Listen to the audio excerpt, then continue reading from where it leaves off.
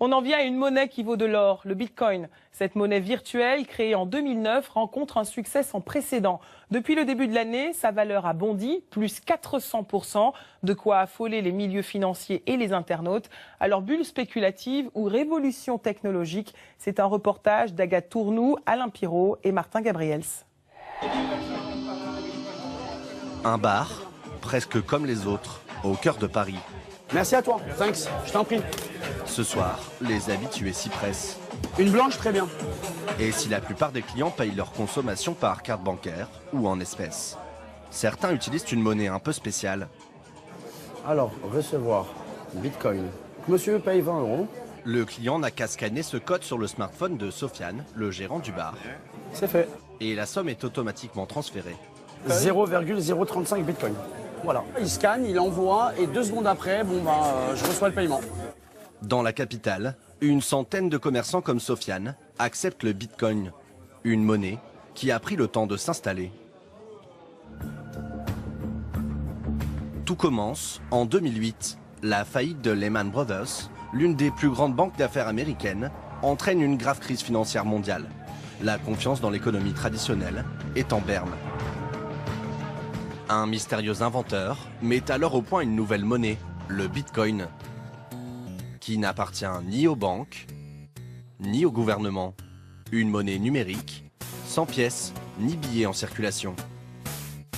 Les transactions sont stockées dans un registre informatique appelé blockchain. Il est partagé par ses 5 millions d'utilisateurs et assure la sécurité des échanges. Le Bitcoin séduit notamment par des frais de change très réduits et des paiements anonymes. Pour bien comprendre le succès de cette crypto-monnaie, il faut se rendre à la maison du Bitcoin à Paris. L'endroit ressemble à un bureau de change où l'on peut acheter et vendre ses bitcoins contre des euros. Bonjour, enchanté.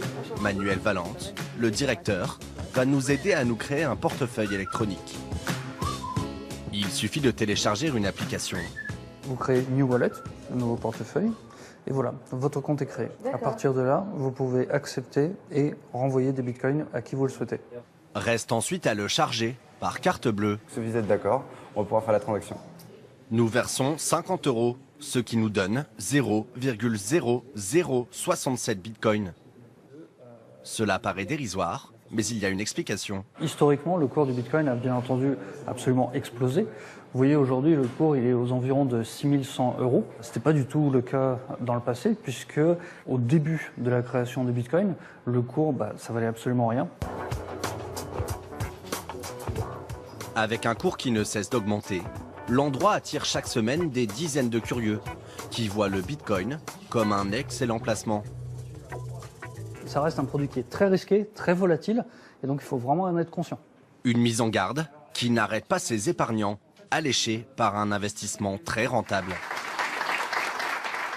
Je suis très intéressé par comment gagner de l'argent, quoi. C'est tout.